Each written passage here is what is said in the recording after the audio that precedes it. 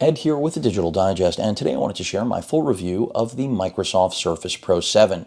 Now, the 7th generation is a solid update to the Pro 6. Unfortunately, we didn't get the redesign that many of us had hoped that went to the Pro X, which is a shell of a machine that hopefully one day will be competent. This, on the other hand, is like every generation before it, a genuine computer in the form of a tablet.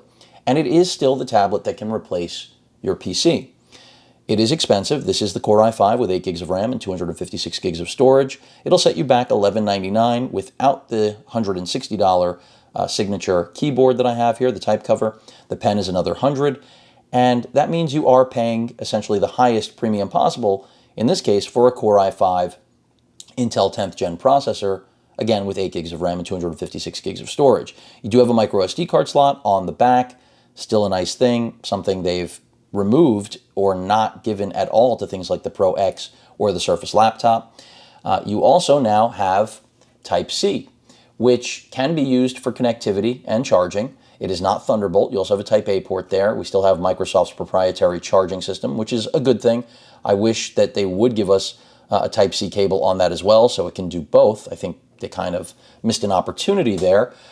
Power button at the top left, right there on my thumb. Come into focus, please. And the volume rocker. I mean, no new design here at all. Okay, headphone jack, top left.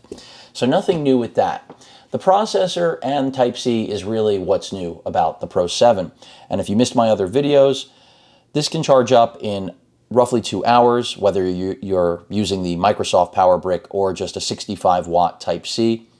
Do not think that you can use any Type-C. Your phone's Type-C charger will not power this thing, okay? It will not. Now, a 65-watt charger that you buy from Amazon, and I'll possibly include a link in the description in case you're interested, that will charge this up, and it will charge your phone or other devices, cameras, if they have Type-C ports.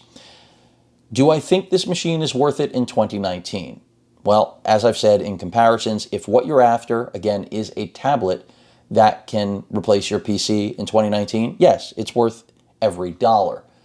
If, on the other hand, you're open to looking at laptops, Ultrabooks, that are comparable, maybe not in the weight department because nothing is quite as light as this, and you can spec this thing out with, a Core i7, a terabyte of SSD storage, and 16 gigs of RAM, and you can break the bank, you can go over $2,000 on this, then you'll even have a machine that's comparably spec'd to high-end Ultrabooks. But that's where it will end.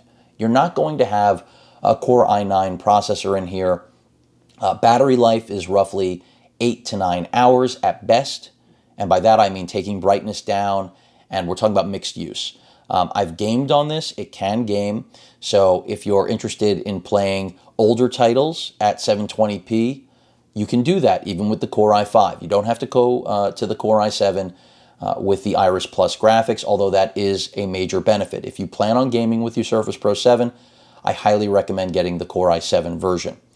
I also recommend having 16 gigs of RAM if you plan on doing any video editing in Premiere or any raw photo editing in Photoshop, even Lightroom. I recommend going with the i7. Now, it doesn't mean you can't use this machine, because you can.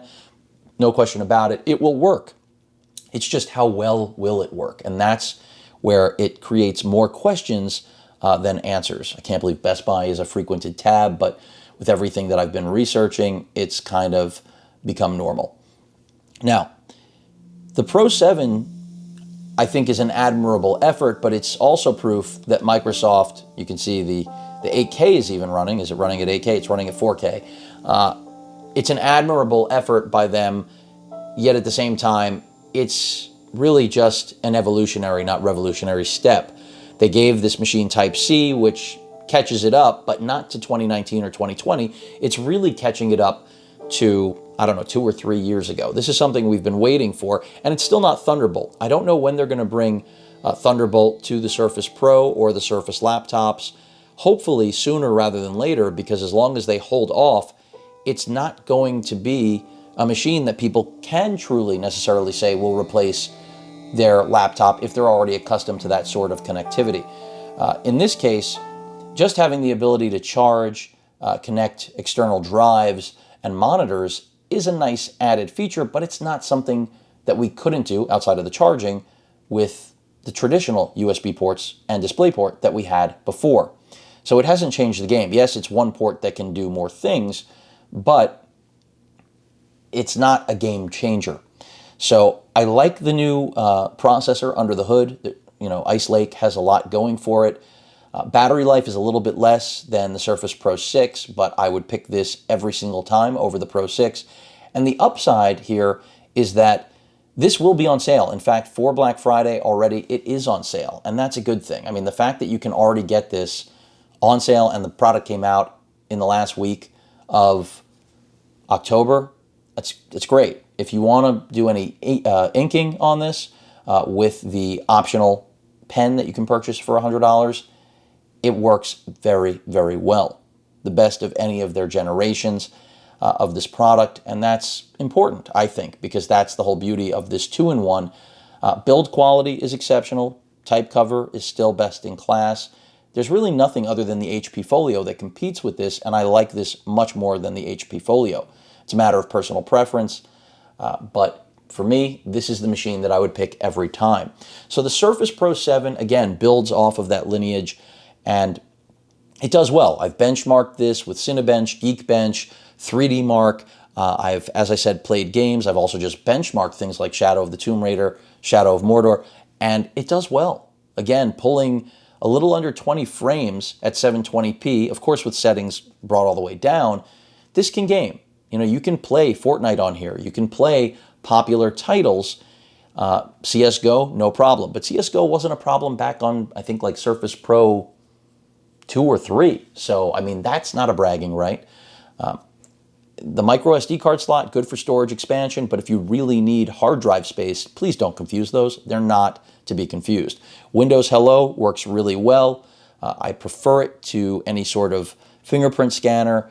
And what else is there to really say about the Pro 7? Again, it's very much like the Pro 6, but with better performance and a Type-C port and a little less battery life.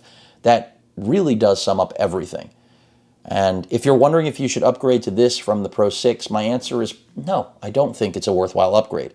Anything before the Pro 6, yeah, I think it's a pretty solid upgrade because you're getting quad-core performance that you did not have.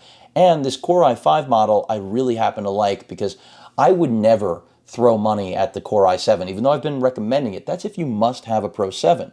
But for me personally, if you need all of that power, you should be looking at laptops that are still Ultrabooks, that are lightweight, that can really leverage the Core i7. I say that because the premium you're paying for this form factor is absurd. And considering we haven't narrowed these bezels, considering we don't have Thunderbolt, these are things that are on virtually every single Ultrabook, including the ones I'm covering now, like the Yoga C940 and the HP Spectre X360 13T.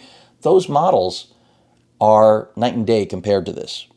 And I would only recommend this if you must have the tablet form factor. And that's why I love this config. In fact, it's the one I recommended for a very close and dear family member because the Core i5 runs cool, it is fanless, so it's silent, and you still have all of the computing power of competing Ultrabooks, but in a form factor, again, and heat and noise threshold that just don't really exist with other products in its class, or that would be compared to it. So that's the edge it's got going for it. So light gaming, you can do.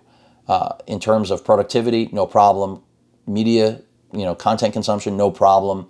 Pen input, no problem. It's pretty much best in class.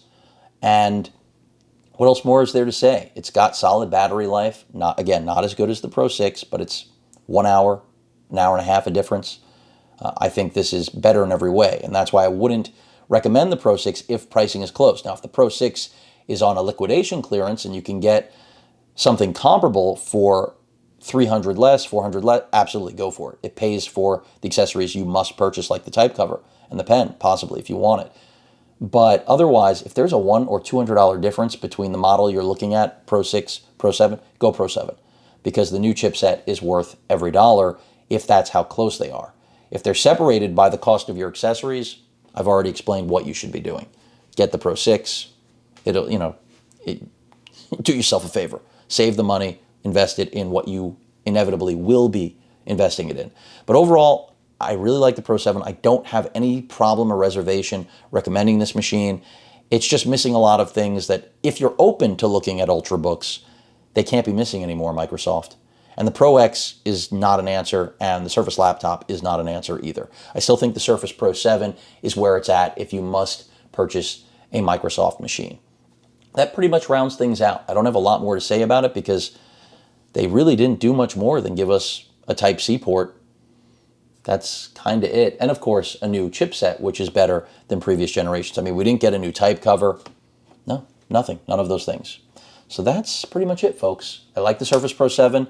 Fingerprint magnet with the black finish, but that wouldn't prevent me from getting the black. It's my favorite color in their lineup. It was introduced last year.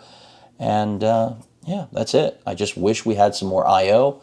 But if form factor, silence, and heat are your priorities, the Core i5 is where it's at, because it is, I think, the best compromise on cost and performance in the Pro 7's lineup. And I'm pretty sure it's already going to be on sale, as I mentioned earlier in the video, for Black Friday and the holiday season. And that's it. Any questions or comments, please feel free to post them. Hit that like button, and as usual, please feel free to subscribe. Later.